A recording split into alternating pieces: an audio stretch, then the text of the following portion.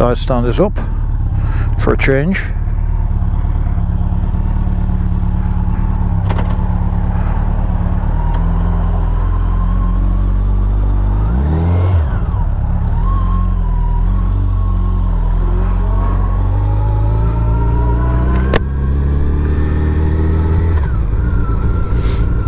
Welcome to Scotland, thank you. It's nice to be here. It always is nice to be in Scotland.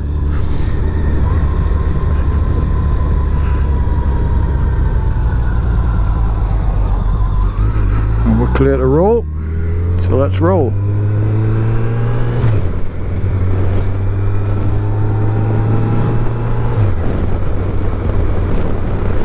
We're going to take it off to the left, head to Hoyk, or Horwick, as southern people pronounce it.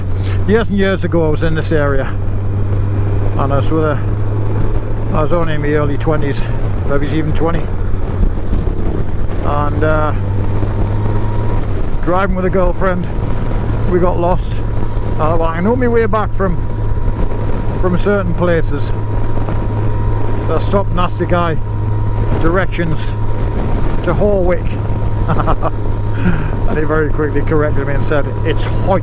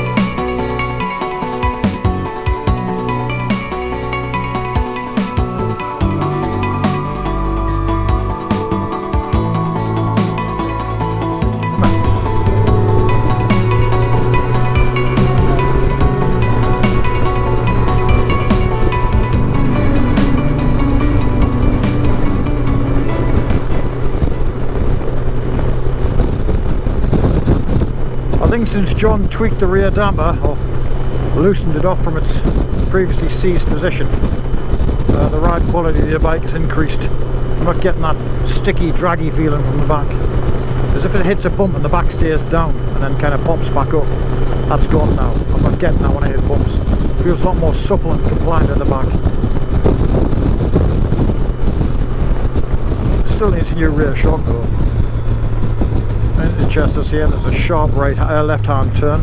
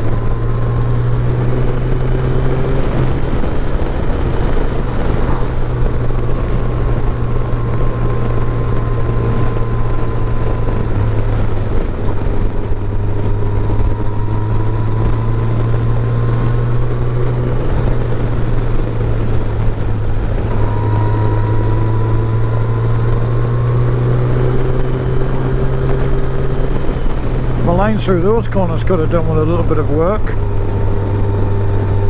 Oh, my rusty old thing.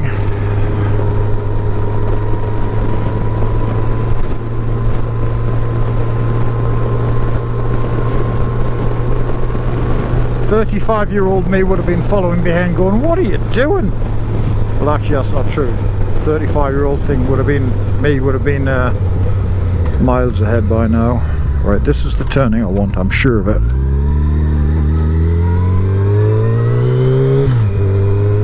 These are new signs, these 50 signs. I don't remember these being here on this section of roadway. Slow that down a bit. That's better.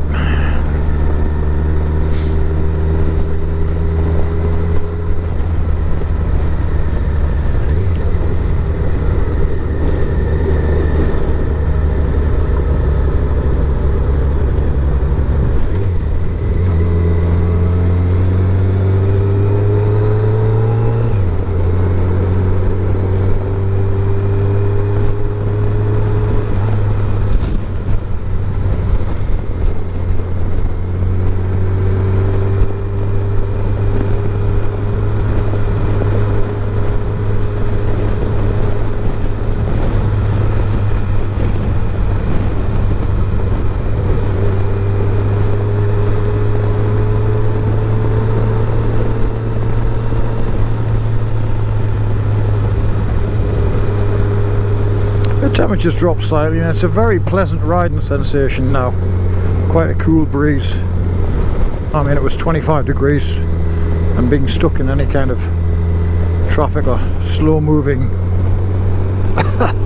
traffic is a little bit problematic. All my American friends go, what are you talking about, Lucky? 25 degrees isn't hot.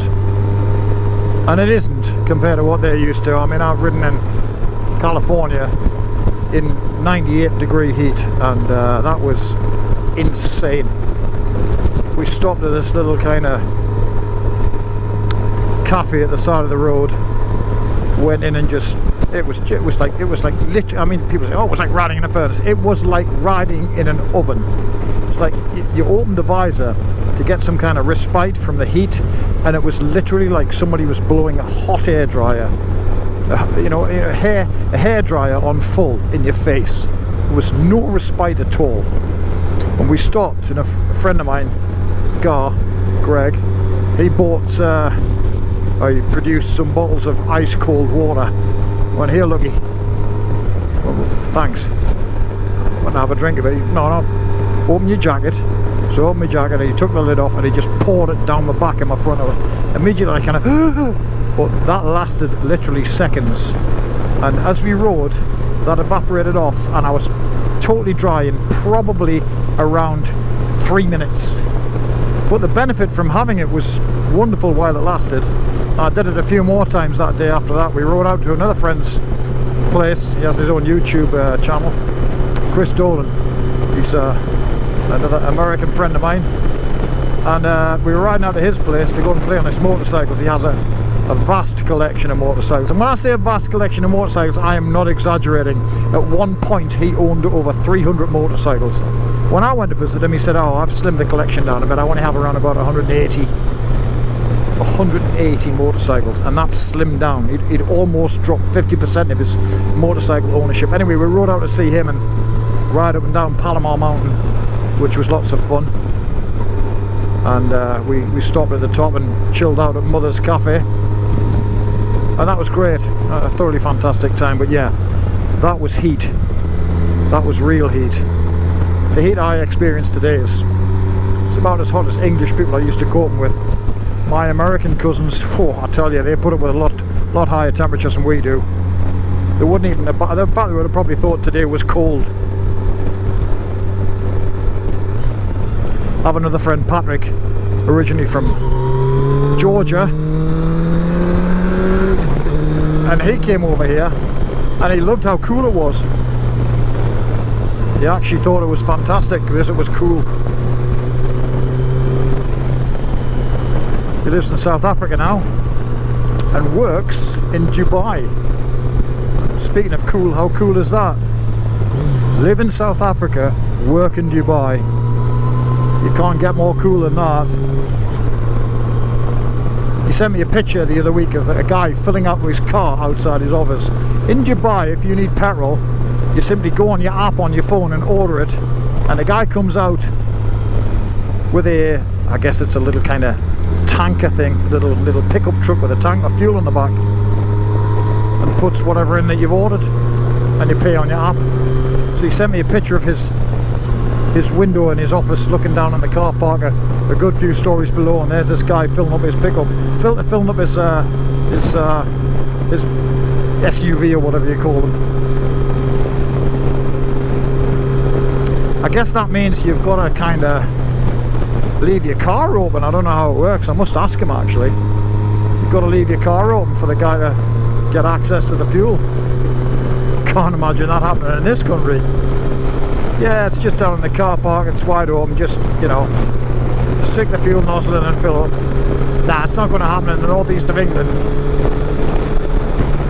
You'd come back to an empty space.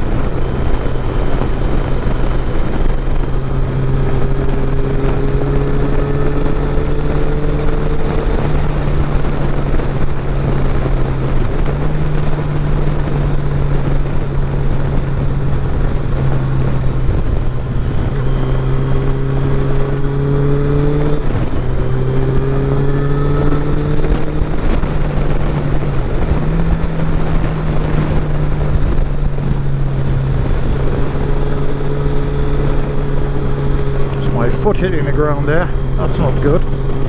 Don't want your foot dragging along the ground. It's expensive, these boots, don't want to be wearing them way on tarmac.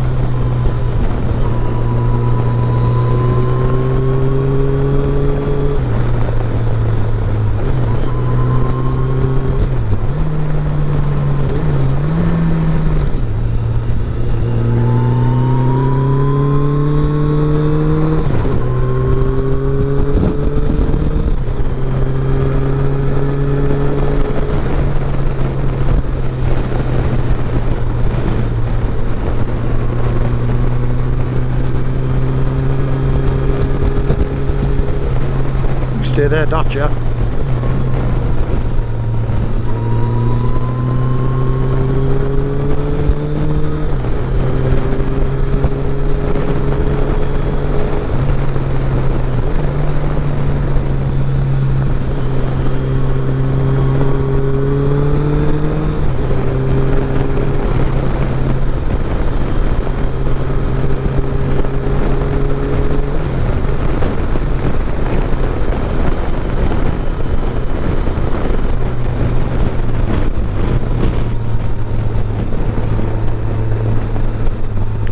stop here.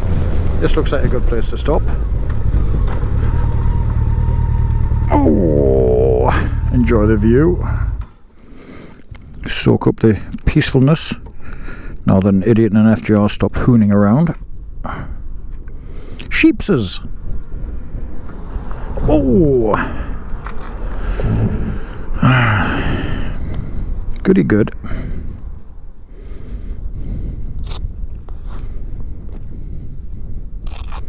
I wonder where this place is. I'll have to find it on a map. It has a cattle grid.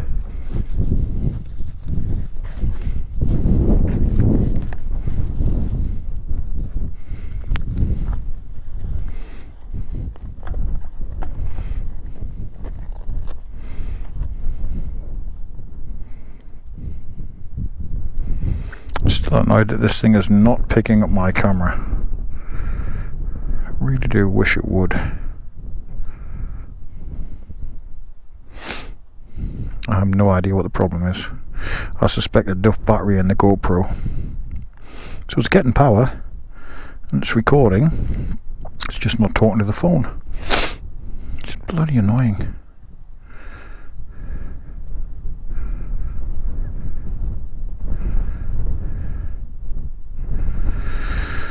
Oh well, continue on.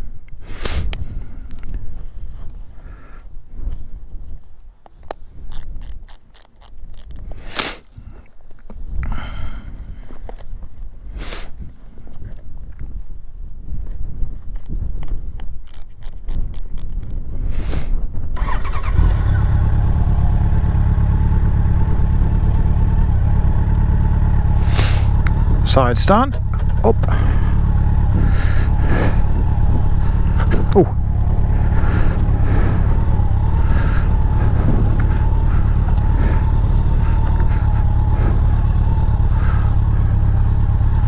Can we make it out of here before we fall over on this gravel? I pulled a bit too far forward, didn't I?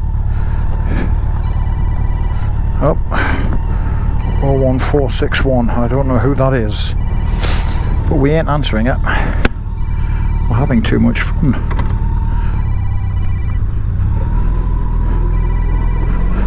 Okay. Screen back up.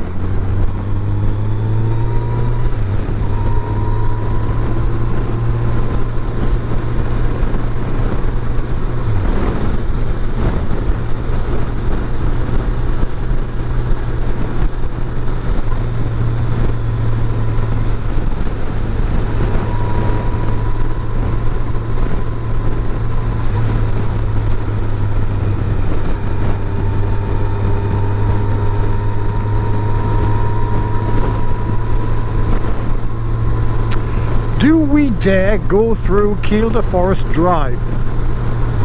Now that would be interesting. It's going to be especially interesting on this because Kielder Forest Drive is a genuine forest track. It's not a hard metal road. It's literally a track through the forest on dolomite. It might be a bit of a handful taking this through.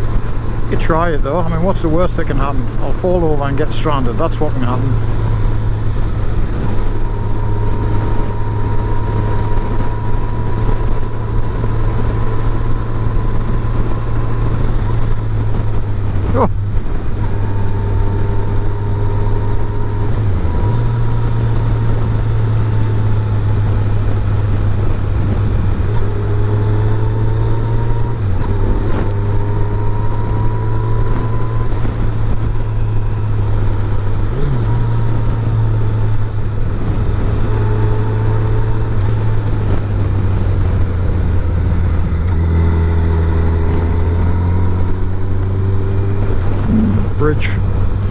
bridges don't get on motorcycles. The first bridge I ever, well, the first time I ever had a big crash, or any crash actually, I think, was on a bridge. I had my bike about a day, and I was out with a friend, an old friend of mine from way back from school days. He was on his RD80 air cooled, and I was on my brand spanking new, few days old Honda CBT 125T, Honda CB125 TDC Super Dream anyway. Handsome little thing, but couldn't pull the skin off a rice pudding, seriously couldn't. And yeah, we went round down a road, right angle, right hand turn across a bridge. Having only ridden motorcycles for a few days, I was incredibly, about as inexperienced as you could be. And when I was riding motorcycles, there was no CBT. You literally bought your bike, insured it, got your license, your learner license, and off you went. And we did. And I reached a bridge and didn't quite know how to negotiate it, so came a bit of a crobber. Scraped the casing, bent the indicator stalk, felt absolutely gutted. Then another time, a few months after that, we swapped bikes. Again up in this area. I was on his RD80, came across a humpback bridge, went flying over it. It went left, the road went left, I went straight on, hit a barbed wire fence, scratched his bike, bent the forks. We rode it home. But it was decidedly poorly, so I had to pay for him to get his forks straightened. And then another time on the 125, it was late, and this is when cash machines had first, you know, your cash points had first become a thing. And we were all in the pub, and I decided I wanted some more money. So I'd ride my motorcycle to a cash machine. And I'll tell you when that was when the Bangles had released Walk Like an Egyptian. Because I remember singing Walk Like an Egyptian after I'd been to the cash machine, and decided also to fill the bike up with fuel in a place called Concert. And I was coming back out, I had a dark visor on, it was late at night, and the bridge had a little jink in it as you approach the bridge, and it had a curb, the footpath that stuck out into the road. And dark visor on, singing Walk Like an Egyptian, and I hit the curb, and it was like driving over a landmine. It just knocked the bike straight up in the air. I must have hit the curb at about 30 miles an hour, and it just I don't know what the hell had happened. The bike just leapt up in the air, clocks nearly smashed me in the face. I fell off the bike was pretty badly battered, indicators knocked off, clocks broken, all that kind of thing. And I had some new mouse coloured cords on, like grey, like the colour of this road, and they were wrecked. I had terrible gravel rash on my legs. So I went home and I went straight to bed instead, and I climbed into bed with a load of gravel rash all over my legs, and woke up the next morning and stuck to the sheets. The bike was on the driveway. Of course I never returned to the pub, did I? So in true sarcastic fashion of the friends that I have, they decided to bring a pint from the pub and leave it on my step, on my dad's step. And they thought I'd just gone home, until they saw the bike and it was a bit battered, and they realised what must have happened. They still left the bloody pint though. Of course my dad got up the next morning, there's a pint of beer on the step. Whoa, all hell broke loose.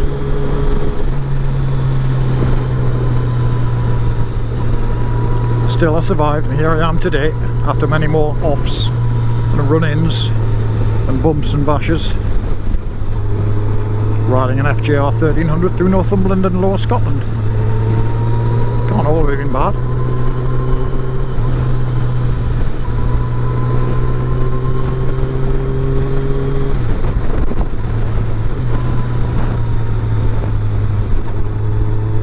Oh, a bit bumpy there. We'll go across the white line, nothing coming. Avoid most of those bumps.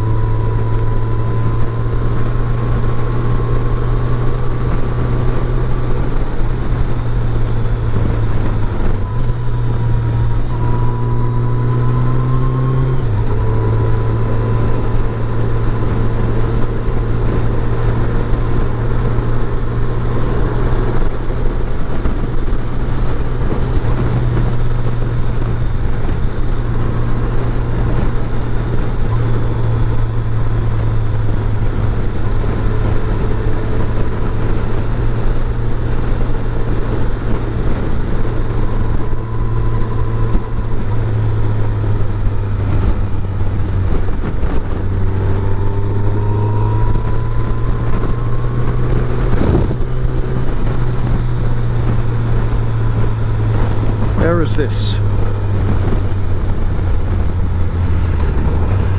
Hermitage, 4 miles at Bridge. Now there's a particularly horrible castle at Hermitage. We're going to Newcastle and we're not going to Hawick. There's a particularly horrid castle at Hermitage, Hermitage Castle. But that way I believe, yes. We should actually go. We should go. It's only 5 miles. Yeah, let's go. We can always turn around. It's a rather brooding, dark place. Home at one time. Well, it was very big in the time of the steel bonnets, the border reivers, and the lawlessness of these lands, which were once the most lawless lands on earth, they reckoned. A murderous place to be. And the place was rife with sheep rustling. And there was a particularly nasty man lived there. I believe his name was Lord de Soulis. And it was said that he was into witchcraft, and he had a familiar, particular kind of nasty spirit known in these areas, this area at least, Northumberland and Lower Scotland, as a red cap, as a rather nasty goblin. And they're called red caps because they wear caps dyed in human blood. And it was said that he had a red cap familiar, and he did horrible things to people, young women especially. And I believe at one point people did get sick of his behaviour, and he was chased and captured and wrapped in a sheet of lead so he couldn't escape. And then he was boiled alive. I'm not sure if he's boiled in oil. I think he might have been boiled in oil. Anyway, they did away with him. He was a particularly horrible man. And we'll see Hermitage Castle appear like a rather horrid squat frog in the landscape as we clear these trees and move further on up the valley. It had wooden battlements above it at one point. It doesn't have them now. It's a large, what's that, a heron? Yeah, it's a heron.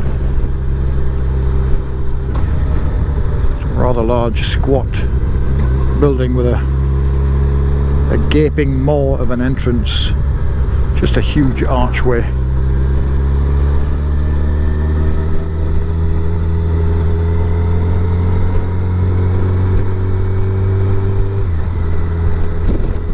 We'll turn around and come back this way because I want to carry on to Newcastle and see if I can get across the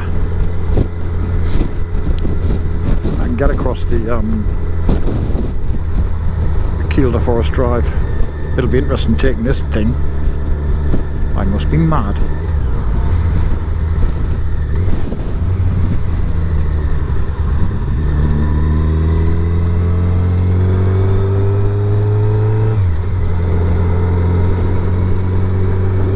Further on up this valley you'll see it.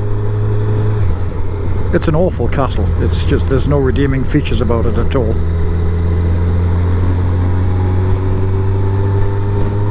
And it reflects exactly the age it was built in and the lawlessness of the place.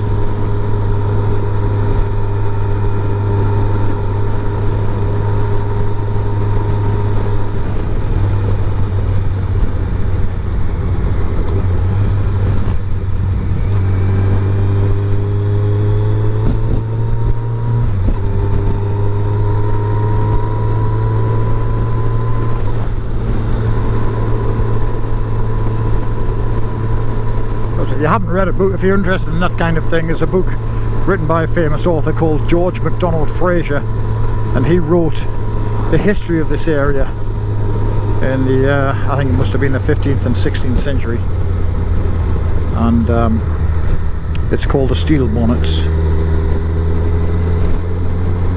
and it's about the families who lived here and the goings on and the sheep rustling and the toing and froing and fighting. Of course, the famous thing was when the lairds wives were running out of food, they'd serve their husbands a meal on a silver platter, and that meal consisted of a pair of spurs, which was basically a message to the husband saying, get out and get some food, go and cattle rustle, go and rustle sheep. And off he would go with his gang of ne'er-do-wells. Hermitage Castle, here we go, 1 mile, the Riva Trail. And go and steal some sheep, which was a hanging offence in those days.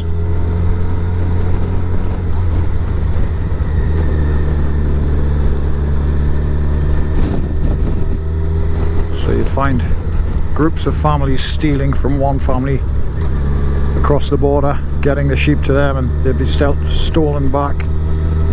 Or great retribution was taken on the families who stole the sheep if it could be proven. And I believe it was called a hot trod when you rode out to catch the rustlers and you knew they were on the road and there was still a chance of catching them, some gravel there, still a chance of catching. It was called a hot trod, and there is Hermitage Castle. What a vile, ugly, horrid castle it is. I love it. And that was a hot trod, I think it was called. It was a cold trod as well, but the hot trod was getting out after these guys while they had your sheep, rather than going to visit them later and go, oh, you see them sheep in your field? That's mine, them is. Dem's mine. You can catch them on the road with your sheep, but it's a hot trod as opposed to a cold trod. But this is Hermitage Castle, home to many lords, I think.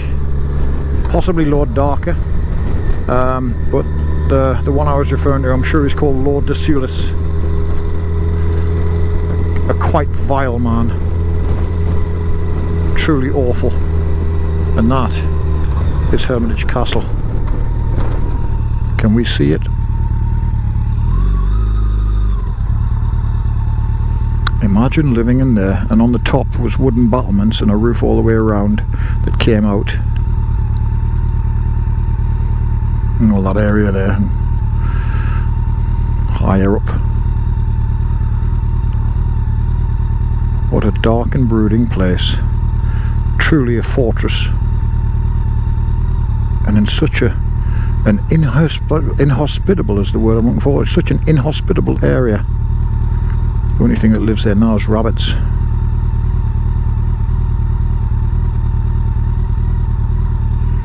Quite awful. We'll turn around up here. I believe it's part of the Scottish National Trust. And I do have a National Trust membership. And we could go in. But we're not.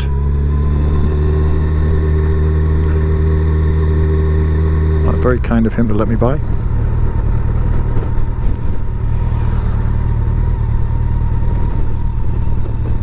Let's pull up here and see what it says. Oh, dar meddle with me. Oh, dar meddle with me. Oh, my name is Wee Jock Elliot. And oh, dar meddle with me. I curse thy heed. And all the harass. All the hairs of their heed, I curse then Gangand, and I'm curse then Ryland, and I curse their whiffs, their bairns, their cattles, their sheep, may the earth not open, rifle and swelly, them quick to hell. Alright, may the earth not open, that means may the ground open.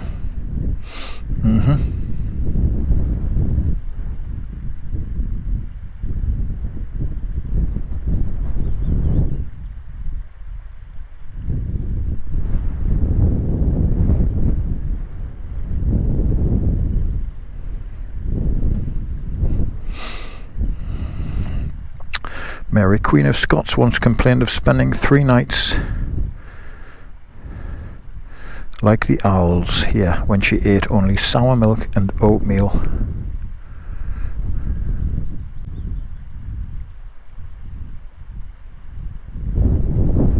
Lord Dark, English Dark family of Cumberland, and the powerful Earls of Douglas.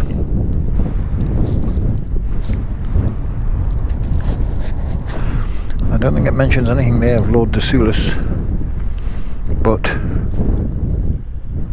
I'm sure that's where he lived.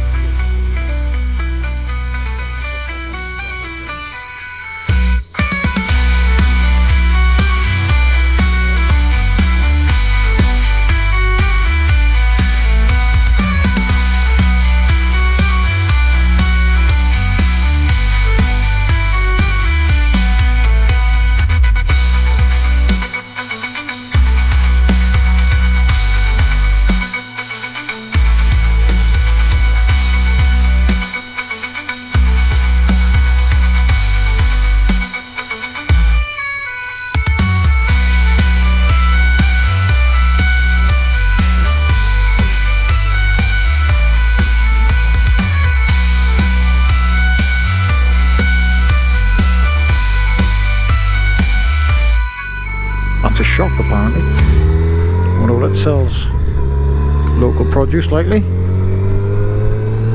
Getting used to this seat. The seat is an improvement on the original mess I made of it. So, bum is happier. I mean, we're moving about a bit in the saddle here, you know, I'm jiggling about and we've got some corners to play with, so I'm not getting a numb right hand and my bum's getting moved about a bit.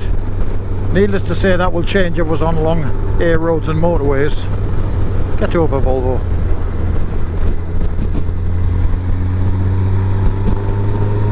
But for the moment, we're doing alright. It's not at the front of my mind, if you know what I mean. It's not, I'm not thinking about it. Whereas when you've got a pain in your bum, instead of riding, you just think of pain in your bum. You don't get to concentrate on the ride and you don't get to enjoy it, because all you're thinking is, oh God, please, I need to stop and rest my backside, or whatever the part of you is aching. But we're alright. We're doing okay. Hey, you don't see many of them around.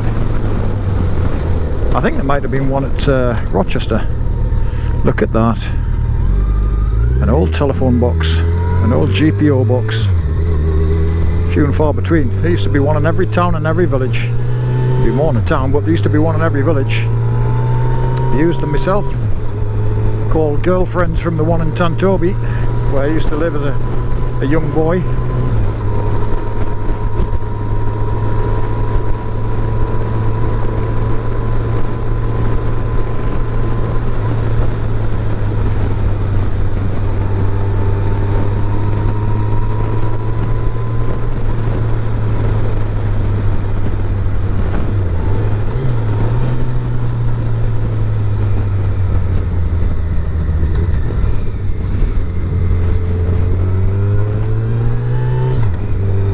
On fuel, still quarter of a tank. I'll believe that.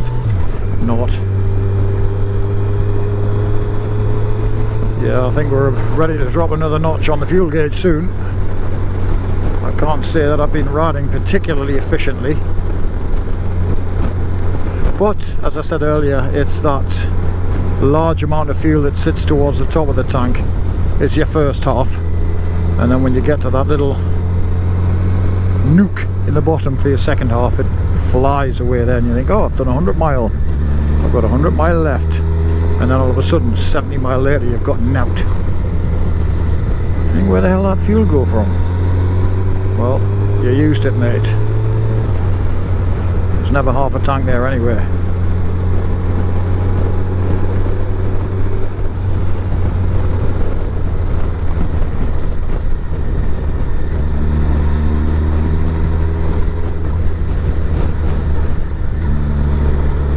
Little lumps and divots in this road, and the rear suspension's coping a lot better than it used to. So John Warrington, thank you. You have done me a major service. Thanks a lot, mate. That jiggly pokery of the rear shock has helped. Cutting some trees down. Forest Drive. Oh my goodness, what am I thinking? What am I thinking? Yeah, there's the castle. Kielder Forest Drive.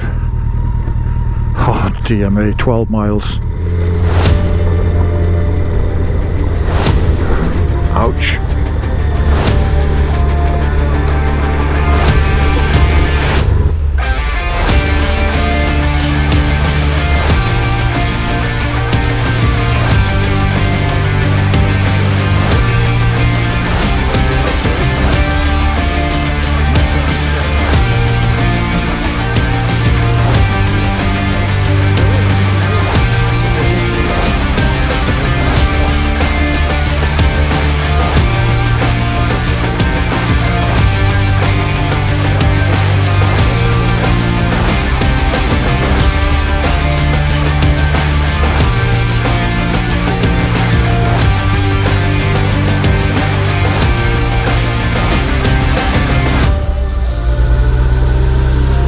I genuinely must be nuts to do this. Truly nuts.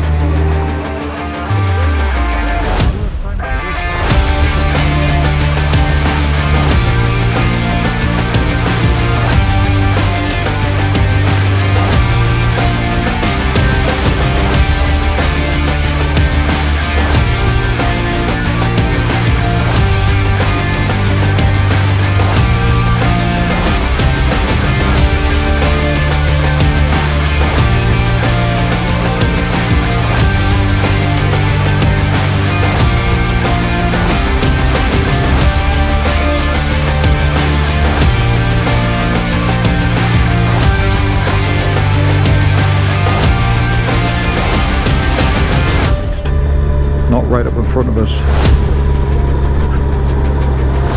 This looks like a good bit actually.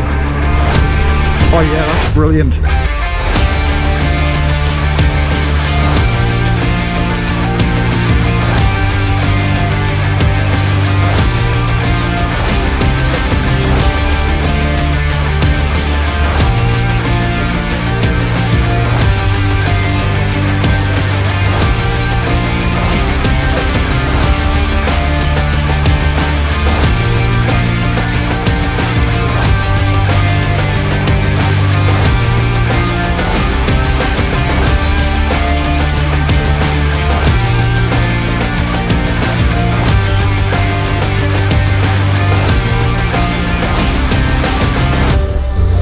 Mile an hour, 25 mile an hour, just keeping the speed up enough to keep us rolling over the gravelly crap as opposed to digging into it.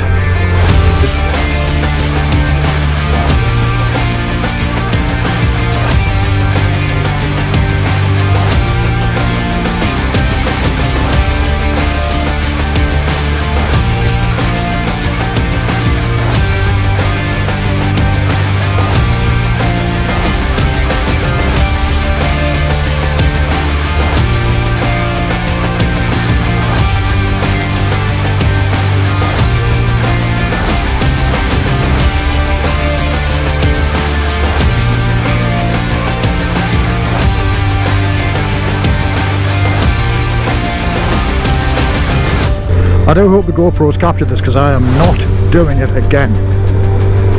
No way, Jose. You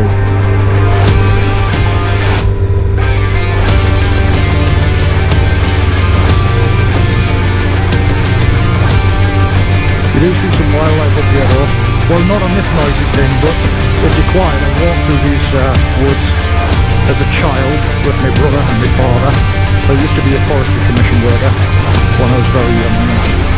Kept some friends up here that come to visit after we moved away. And back brake, thank you. Oh, here's a car.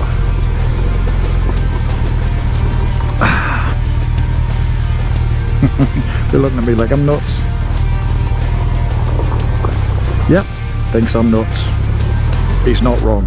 Anyway, Dad kept in touch with a few people up here, and one of them had a farm at a place called Spitalheads, which is just between the Scottish border and the village of Burness. And we used to go up there, and that farm is actually a sheep farm owned by the Forestry Commission, and it's in the middle of Kielder Forest, as we are now. So we'd go up there and we'd go walking, and when we got a little bit older, me and my brother used to go off by ourselves. My dad used to take us out sometimes, and you'd see all sorts of things. You'd see deer, you'd see adders, you know. I've seen balls of adders all wrapped together. I guess they're mating. See all sorts of things. You see fire ponds. Fire ponds were always interesting. There are newts in them, and the Northumbrian word for frog, which is paddocks. They had lots of paddocks. A fire pond is a pond set in the forest at regular intervals close to the tracks. So if there's a forest fire, fire brigade can come along and just pump out the water from those ponds instead of having to rely on what's in the tenders.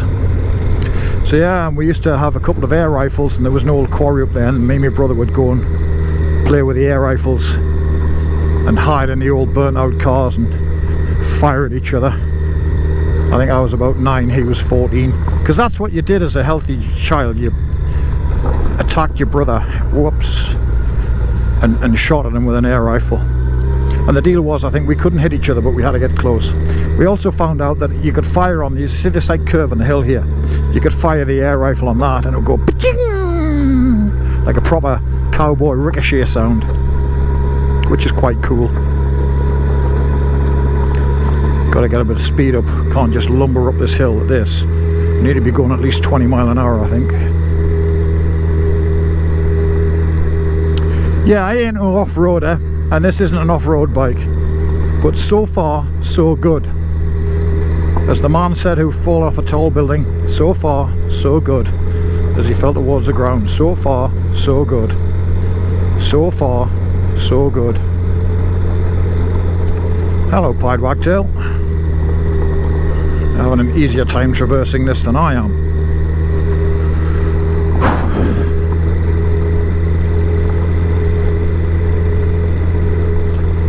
It's quite warm up here. I have to say the heat from the engine's doing a good job of keeping me warm.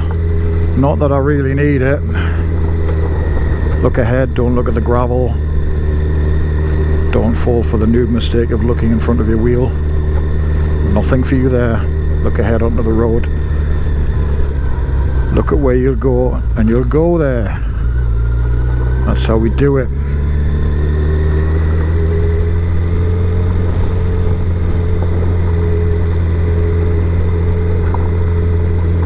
This bike's going to be up to the naffs because I can see a plume of dust behind us.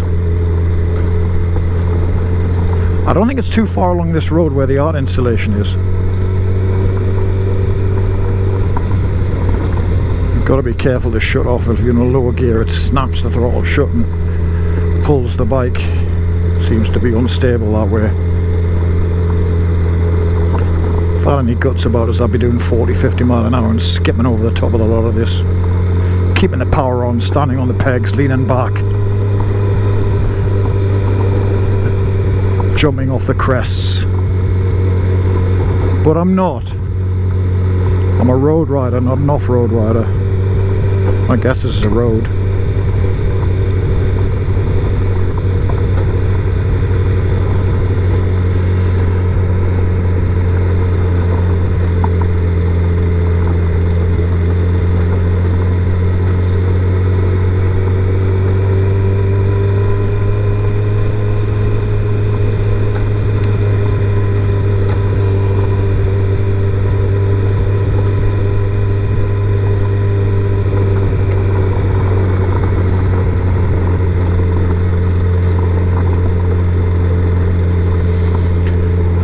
Nice little tyre track here we can follow.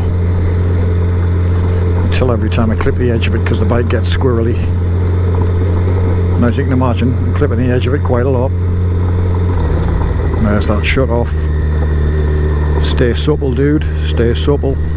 Stay lithe. Stay alive. God, my backside is cooking now with the heat off this bike. And we're up to 4 bars on the temps. It's not thanking me for this. Sorry, FJR. It's a stupid idea in more ways than one. This shit is nasty. Let's just hang fire, keep it rolling, get it up there. Let's do this tyre track, should we? Possibly a mistake. Don't want to be there, want to be in the middle. See a better tyre track there. I'm going to stop at the top and let this bike cool down. Oh, we lost a bar on the temperature, so it's cooling it down a little bit there. And here's the art installation I was mentioning. There's lots of newts up here in the ponds. There's ponds off to the right. There's lots of newts. Look at that. Yeah, skids are the kids, dude. There's my dust flies through the art installation. That's my contribution to the artwork there. The cloud of dust running through the centre of it. Okay, 4 bars, so let's pull the bike up, switch it off, let the fans run, let it cool down.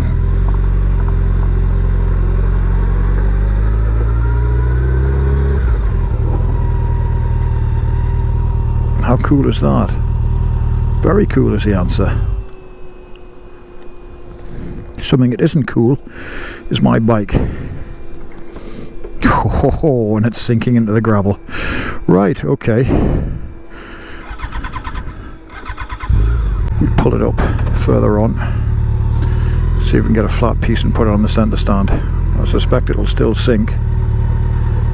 How about there? Oh. Blakehope Nick is the place. I'm sorry, darling.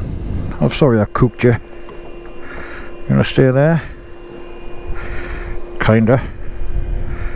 Yeah, ish. Wow. Okay. I do love this place though.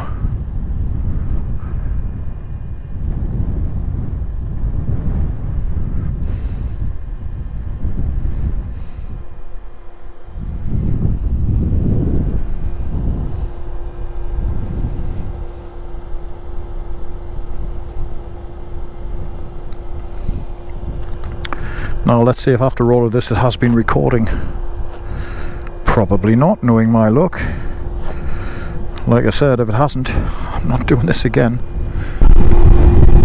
Well, I made it to Blakehope Nick, 1,000 feet above sea level, or 457 metres if that were inclined.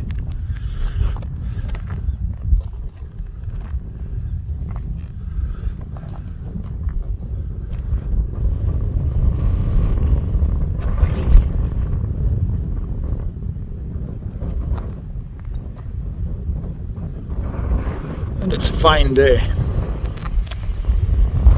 Fine Northumberland day. I'm not sure the FJR is going to thank me for it though. She's a bit mucky. Still better dust than mud.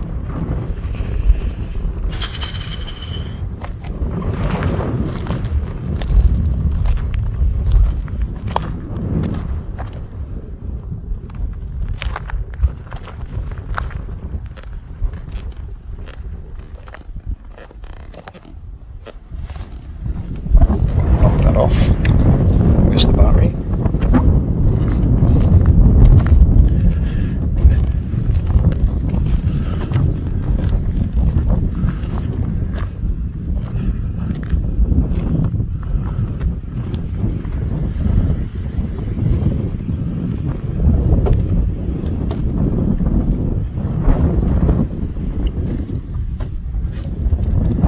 Standing 457 metres or 1,500 feet above sea level on the highest point of Kielder Forest Drive. This is the longest forest drive in the UK and was opened for public use by the Forestry Commission in 1973. Here at the Nick you're invited to stop and look, take in the dramatic surroundings and fully experience the raw wildness of this site.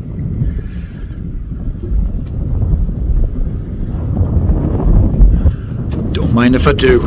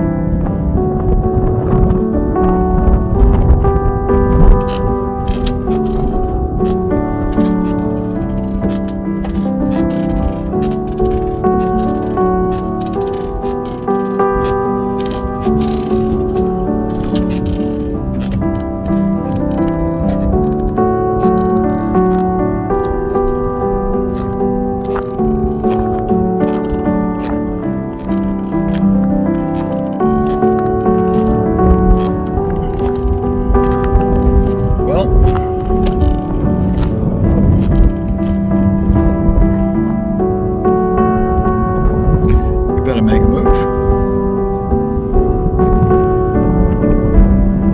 The road goes ever on. I guess we do too.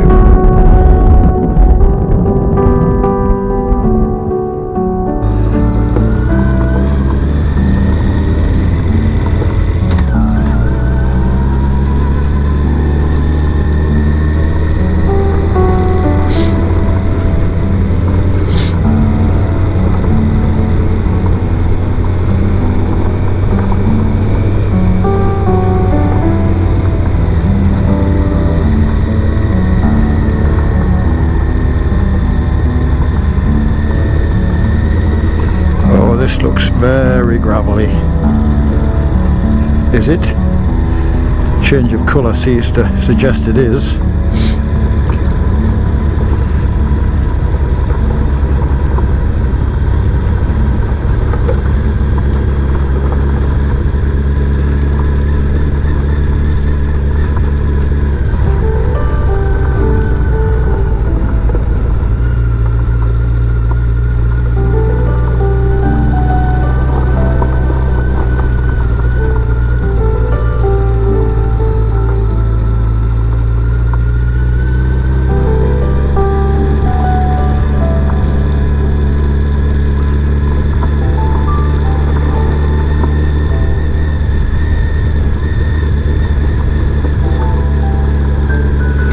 Well, there's no potholes, which is a good thing.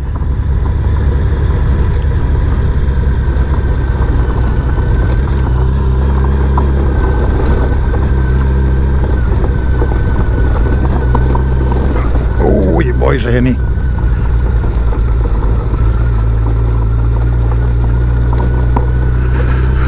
It's a sticky patch.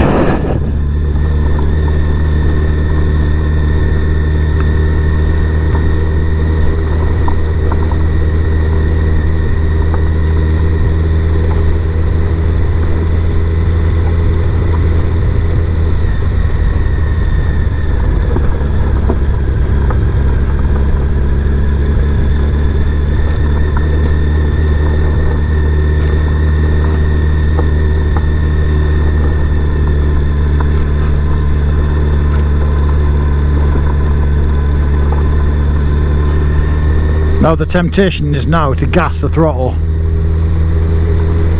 but I'm going to resist that temptation. Or am I? Yes, I am. Why make life harder for yourself? It's already a little bit sucky.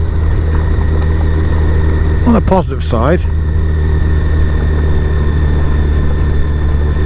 we did see a lovely art installation. Spent 5 minutes chilling up there. Don't you go onto the side. Ah, that's it.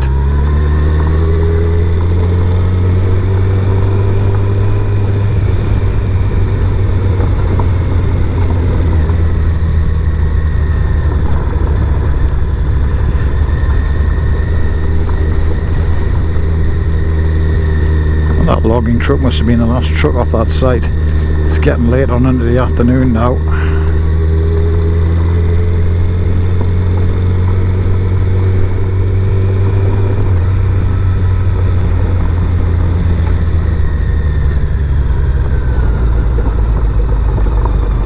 Yeah, that's not what I want to be on.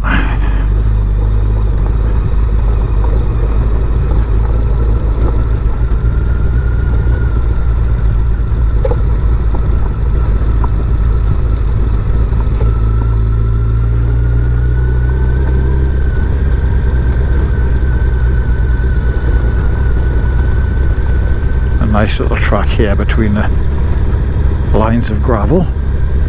Try and stay on that bit for this corner. It gets gravelly here.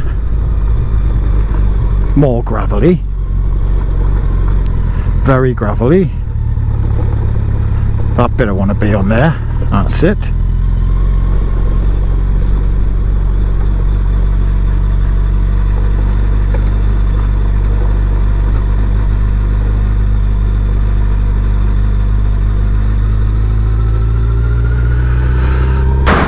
Off-roading on an FJR, not recommended.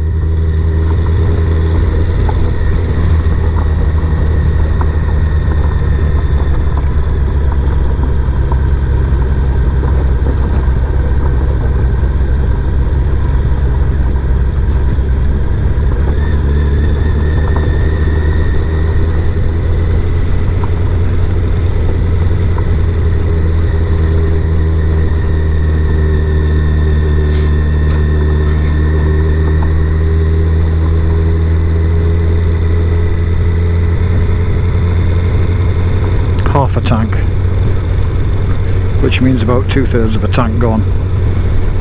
We'll get home on half a tank, if we get home at all.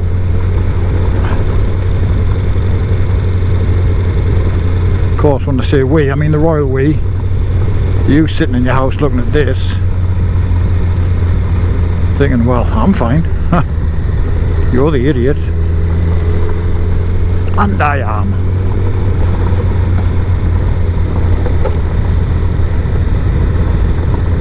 Big plumes of dust behind me.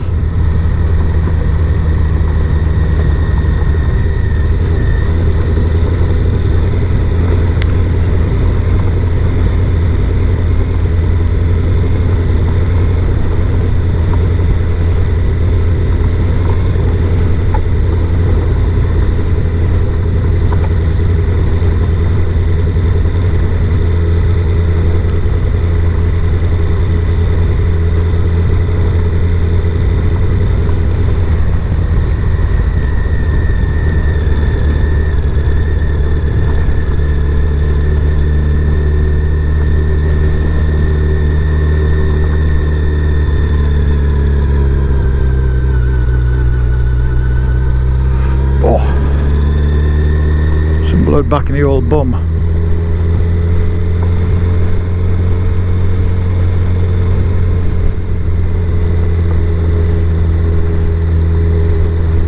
This is better.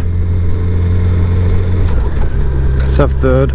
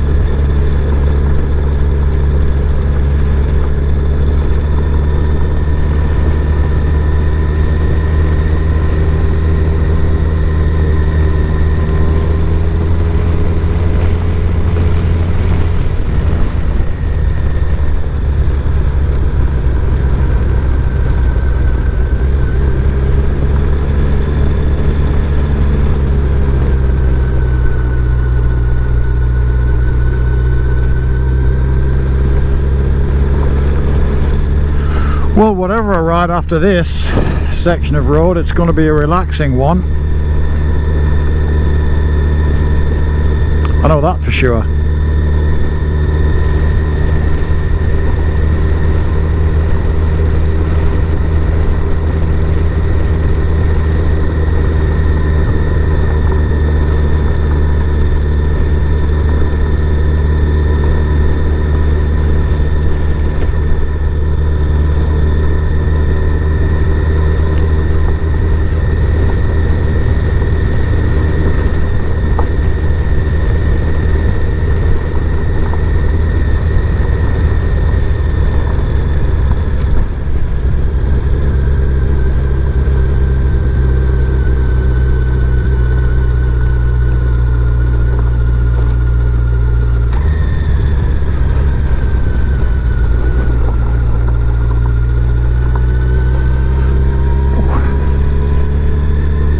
Hope is where we're at now.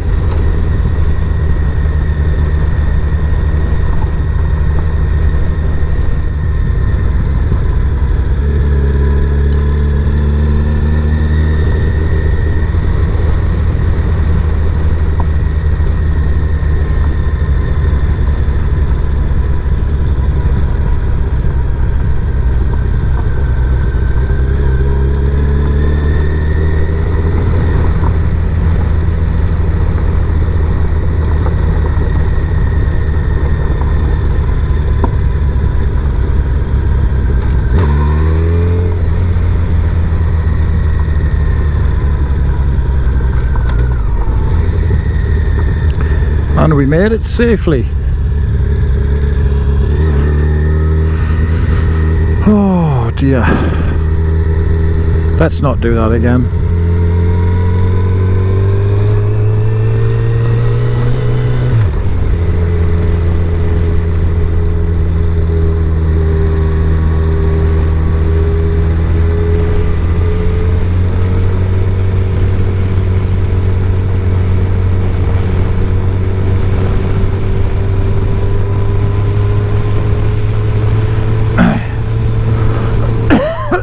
Excuse me.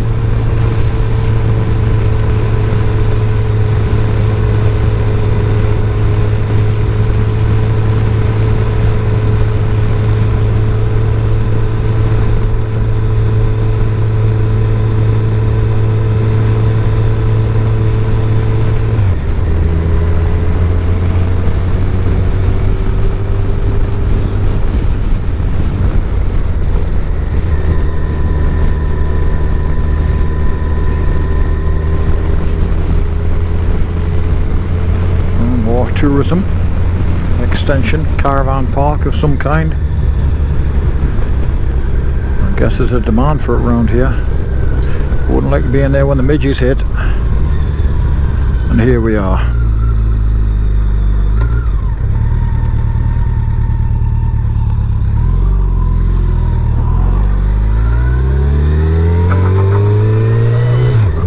Back on the roads, back on the tarmac. Happy chappy, dusty dirty tyres. Careful how we go. Well, that was an experience, wasn't it? That I'd rather not repeat.